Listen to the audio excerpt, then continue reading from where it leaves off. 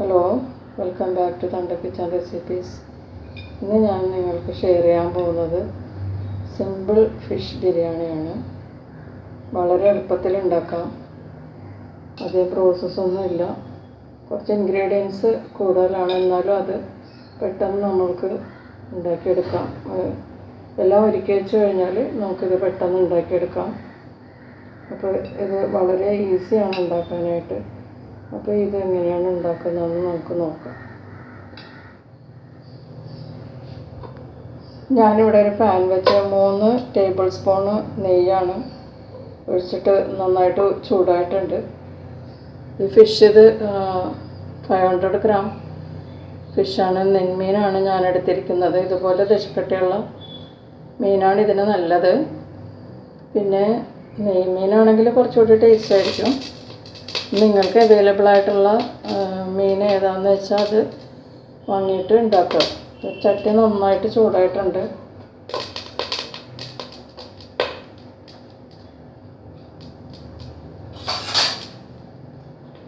നമുക്കിതിലേക്ക് ഫിഷ് മുറിക്കാൻ വയ്ക്കാം.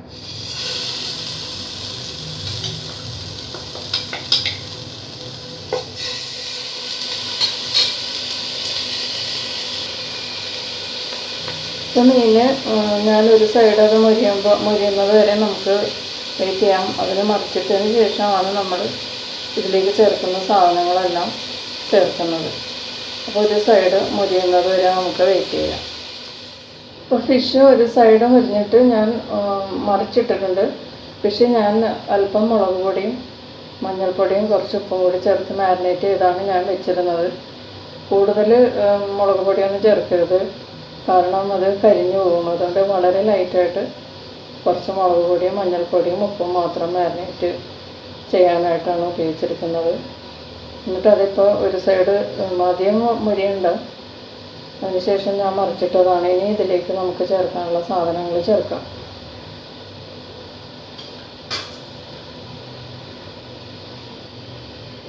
ഇഞ്ചി 2 ടീസ്പൂൺ ചതച്ചതാണ്. പച്ചമുളക് ഒരു 3 എണ്ണം വലുത് ഞാൻ ചതച്ച് വെച്ചിരിക്കുന്നതാണ്. പിന്നെ ഒരു 1.5 ടീസ്പൂൺ വെളുത്തുള്ളിയും വേണം ചതച്ചത്. അത് നമുക്കിത് അങ്ങനെ വിതറി കൊടുക്കാം. ഇത് പുറത്തേക്ക് ഇടാം. വെളുത്തുള്ളി, പച്ചമുളക്,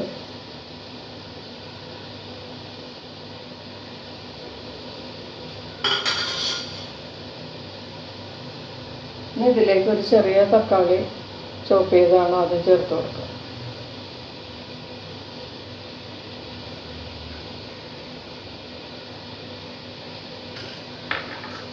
ഇനി ഇതിലേക്ക് മല്ലിയിലയും പുതിനയുമാണ്.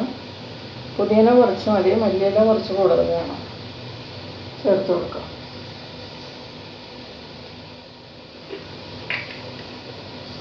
ഇതിലേക്ക് കുറച്ച് മഞ്ഞൾപ്പൊടി തൂവി കൊടുക്കാം.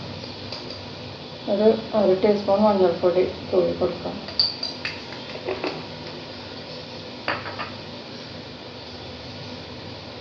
പിന്നെ ഇത് ഒരു 1/2 ടീസ്പൂൺ വലിയ ജീരകമാണ് പൊടിച്ചത്, അത് ചേർത്ത് കൊടുക്കാം. പിന്നെ ഒരു പിഞ്ച് ചെറിയ ജീരകമാണ് പൊടിച്ചത്, അത് ചേർത്ത് കൊടുക്കാം. ഒരു 1/4 ടീസ്പൂൺ കുരുമുളക് പൊടിയാണ്, അതും വിതറി കൊടുക്കാം നമുക്ക്.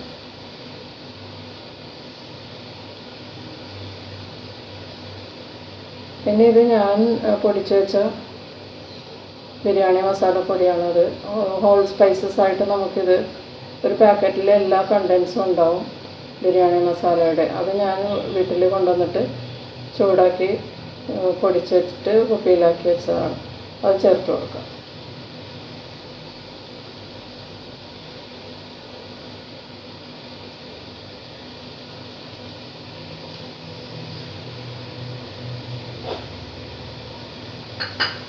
ഇനി ഇതിലേക്ക് കുറച്ച് വറുത്ത സവാള ചേർത്ത് കൊടുക്കാം. ഇത് ഞാൻ 2 വലിയ സവാള വറുത്തതാണ്. ഇത് പകുതി ഇപ്പോൾ ഇതിലേക്ക് ചേർത്ത് കൊടുക്കാം.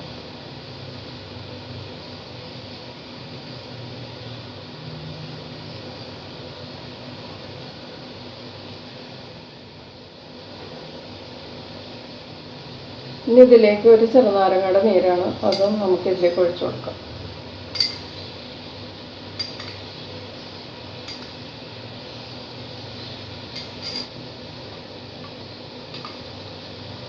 നമുക്ക് 1 സ്പൂണ് കട്ട തൈര് ചേർത്ത് കൊടുക്കാം. 1.5 ടീസ്പൂൺ ഇട്ടിട്ടുണ്ട് കേട്ടോ. പിന്നെ ഇത് ഞാനൊരു 10 കശുവണ്ടിയും 1 ടീസ്പൂൺ പോപ്പി സീഡില്ലേ കസ്കസും പിന്നെ 1 ടീസ്പൂൺ ചിരകിയ തേങ്ങയും കൂടി നന്നായിട്ട് അരച്ചെടുത്തതാണ്. അത് നമുക്കിതിലോട്ട് ചേർത്ത് കൊടുക്കാം.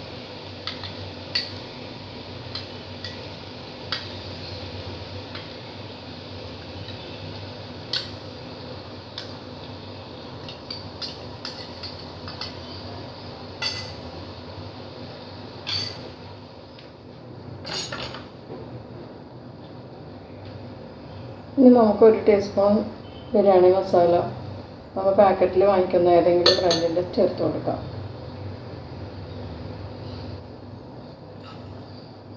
ഇനി നമുക്ക് 1 ടീസ്പൂൺ നെയ്യ് ചേർത്ത് കൊടുക്കാം. വളരെ മയത്തിൽ നമുക്കിതൊന്ന് മിക്സ് ചെയ്യാം.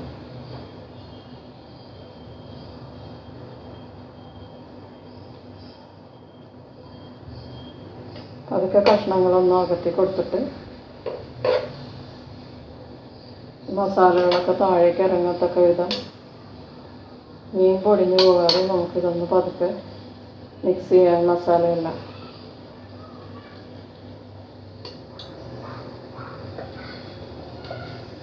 ഇനി നമുക്കിതിൻ്റെ മീതയിലേക്ക് വേവിച്ച് വെച്ചിരിക്കുന്ന ചോറ് ഇട്ട് കൊടുക്കാം. ബിരിയാണി റൈസാണ്. അത് പതുക്കെ മീതയിലേക്ക് നിരത്താം.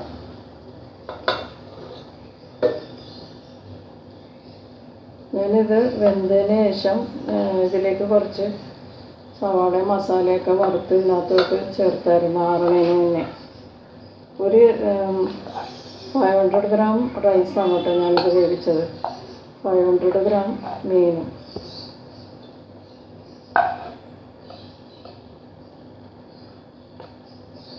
നമ്മൾ ദമ്മിടാൻ വേണ്ടി ബിരിയാണി റൈസ് ഉണ്ടാക്കാൻ ഗീ റൈസ് ഉണ്ടാക്കില്ല, അതുപോലെയാണ് ഞാൻ ഈ ചോറ് വേവിച്ചെടുത്തിരുന്നത്. അപ്പോൾ എല്ലായിടത്തും കുറച്ച് എണ്ണമയം ഉണ്ടാകും. നമ്മൾ ഗീയിൽ കുറച്ച് മസാലയും സവാളയൊക്കെ വറുത്ത് ഇതിനകത്തേക്ക് ചേർക്കും.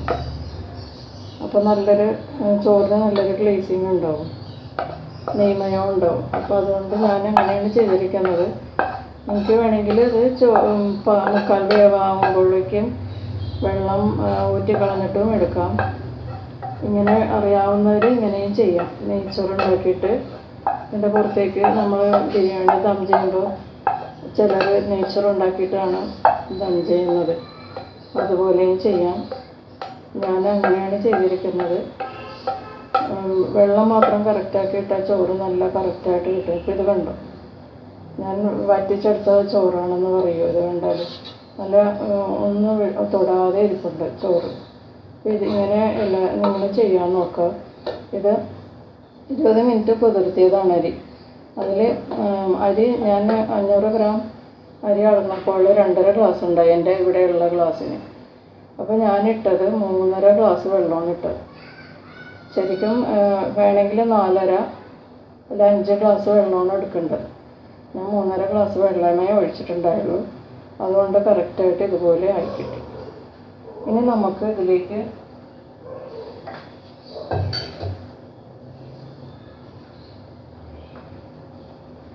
കുറച്ച് സവാള വറുത്തത്, പിന്നെ ഞാനിവിടെ കുറച്ച്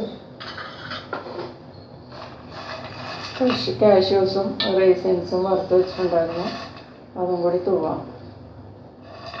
നമുക്ക് ഇത് മൂടി വെച്ച് നന്നായിട്ട് ചൂടാവുന്നത് വരെ മൂടി വെച്ച് വേവിക്കാം.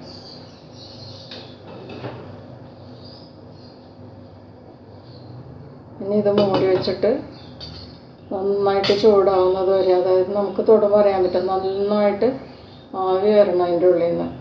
ഏകദേശം ഒരു 10-15 മിനിറ്റ് ബേക്ക് ചെയ്യുന്നതാണ് നല്ലത് നേരിയ തീയിൽ. അപ്പോൾ മീനും കറക്റ്റ് പാകത്തിന് മൊരിഞ്ഞിട്ടുണ്ടാവും. പിന്നെ തീ കൂട്ടി വെക്കരുത്, വളരെ ലോ ഫ്ലെയിമിലാണ് വെക്കേണ്ടത്. അപ്പോൾ നമുക്കിത് സ്റ്റീം നന്നായിട്ട് കുക്കാവുന്നത് വരെ വെയിറ്റ് ചെയ്യാം. നമ്മൾ ഈ റൈസ് ബേക്ക് ചെയ്യാൻ വെച്ചിട്ട് 20 മിനിറ്റ് കഴിഞ്ഞിട്ടുണ്ട് കേട്ടോ. നമുക്ക് തുറന്ന് നോക്കാം. ഇപ്പം നന്നായിട്ട് ചൂടായിട്ടുണ്ട്. നമുക്ക് നോക്കാം. നല്ല ആവിയൊക്കെ വരുന്നുണ്ട്. നന്നായിട്ട് ചോറൊക്കെ സോഫ്റ്റ് ആയിട്ടുണ്ട്. കണ്ടതെ നല്ല പാകമാണ്. നമുക്ക് വേണമെങ്കിൽ നോക്കാം മസാലയൊക്കെ എങ്ങനെയാണെന്ന്. ഫിഷ് ഫ്രൈ ഒക്കെ എങ്ങനെയാണെന്ന് നോക്കാം. ഫിഷൊക്കെ കാണാൻ നമുക്കിനി ഇതൊരു സെർവിങ് പ്ലേറ്റിലോട്ട് മാറ്റാം. ഈ ഫിഷിൻ്റെ ഒരു സൈഡ് മരിഞ്ഞതിന് ശേഷം മസാലകളൊക്കെ ചേർത്തപ്പോൾ ഉപ്പ് ചേർക്കണ കാര്യം ഞാൻ പറയാൻ വിട്ടുപോയി. പൗഡറെല്ലാം ആഡ് ചെയ്യുമ്പോൾ നാരങ്ങ നീരൊക്കെ ആഡ് ചെയ്തില്ലേ, ആ സമയത്ത് നമ്മൾ ഗ്രേവിക്ക് വേണ്ട ഉപ്പ് കൂടി ചേർക്കണം. അത് നിങ്ങൾ ചെയ്യുമ്പോൾ അത് ചേർക്കാം.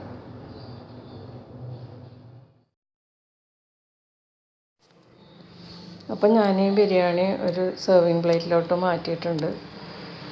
വളരെ ടേസ്റ്റായിട്ടുള്ള ബിരിയാണിയാണ് കേട്ടോ. നിങ്ങൾ കണ്ടില്ലേ, വളരെ എളുപ്പത്തിലുണ്ടാക്കാം. വളരെ ഈസി ആയിട്ട് നമുക്ക് റിലാക്സ് ചെയ്തുണ്ടാക്കാം. ഒരു ടെൻഷനും ഇല്ലാണ്ട് നമുക്ക് പെട്ടെന്ന് ഉണ്ടാക്കിയെടുക്കാം. സാധനങ്ങളൊക്കെ ഒരുക്കി വെച്ച് കഴിഞ്ഞാൽ പെട്ടെന്ന് അങ്ങോട്ട് മസാലകളൊക്കെ അങ്ങോട്ട് ഇട്ട് കൊടുത്താൽ പെട്ടെന്ന് ബിരിയാണി ഉണ്ടാക്കിയെടുക്കാം. അപ്പോൾ ഈ റെസിപ്പി നിങ്ങൾക്ക് എല്ലാവർക്കും ഇഷ്ടമായെന്ന് വിചാരിക്കുന്നു. അപ്പോൾ ഈ റെസിപ്പി നിങ്ങൾ ട്രൈ ചെയ്ത് നോക്കണം കേട്ടോ. അപ്പോൾ വീണ്ടും നല്ലൊരു റെസിപ്പിയുമായിട്ട് വരുന്നത് വരെ കാത്തിരിക്കുക. ബൈ.